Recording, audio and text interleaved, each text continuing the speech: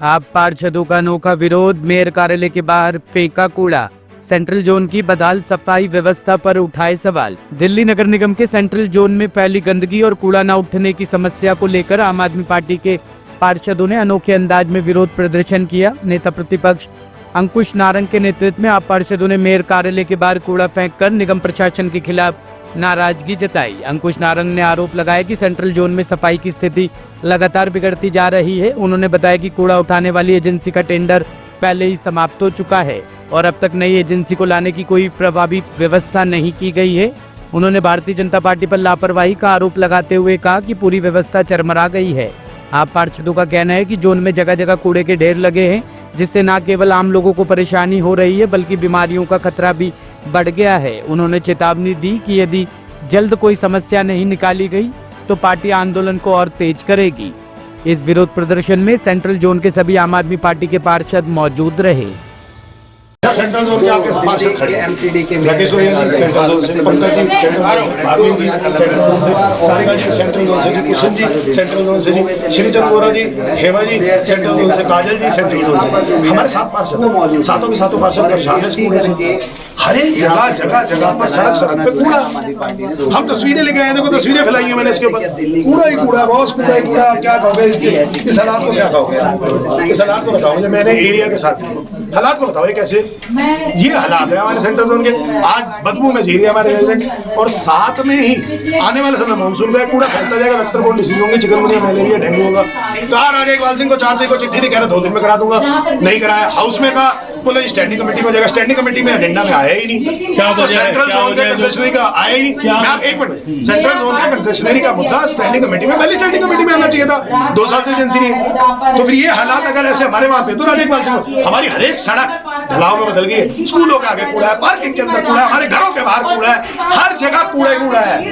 सारी सड़कें कूड़ों से भर चुकी है। ये हालात कब से बनी है और इसके लिए जब से भाजपा आई है,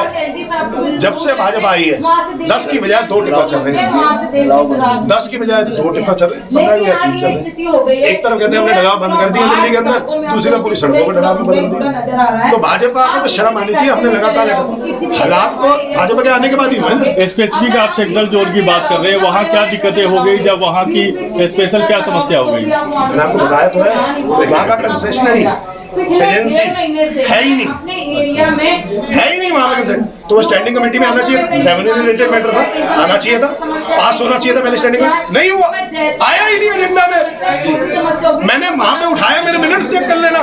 मैंने कहा सेंट्रल जोन के कंसेशनरी का पॉइंट का इस एजेंडे के अंदर, अगर दिल्ली की जनता का पॉइंट नहीं है तो फिर आप किसके लिए? दिल्ली के कर्मचारियों का पॉइंट नहीं, दिल्ली की जनता का पॉइंट नहीं। अरे आप ले आते हो प्राइवेट बिल्डर का bill, place on table asteroid home shelters private limited की इसकी ढलाव सामने से हटा दो, इसका डेंसिटी बढ़।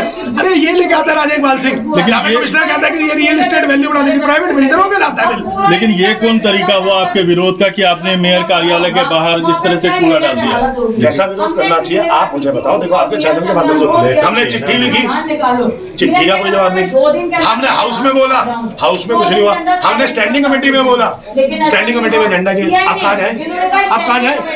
ये हमारा रेजिडेंट 24 घंटे ये झेलता है इस बदबू को, 24 घंटे झेलता है। मेयर राजा इकबाल सिंह इसको 24 मिनट झेल के दिखा।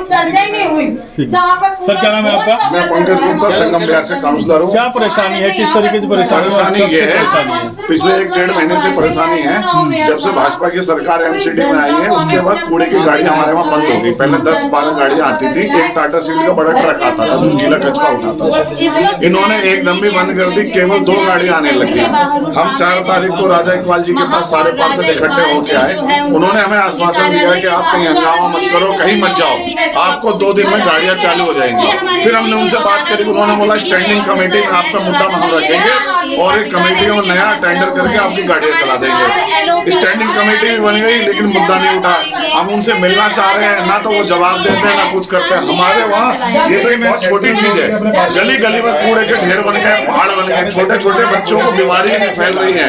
अगर कोई मौत का जिम्मेवार होता है उसके लिए भाजपा की सरकार होगी, राजा इकबाल जी होंगे। क्या नाम है सर आपका?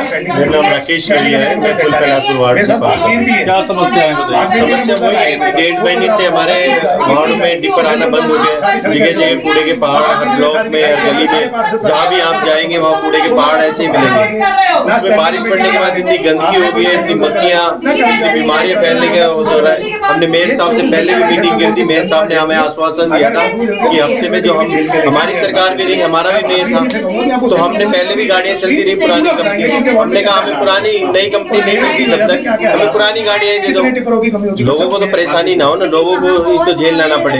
मगर उन्होंने कहा मैं बात करता हूँ। उसके बाद आज 1 महीना हो गया, 1 महीने से पूरा वार्ड बेहाल हो गया है, सब जगह गंदगी है, कहीं भी कोई शुद्ध लेने का ना। वार्ड कमेटी की मीटिंग में भी हमने उठाया, हाउस में भी बोला, मगर किसी ने कोई उस पर वो नहीं किया। Bureau report team A1 news.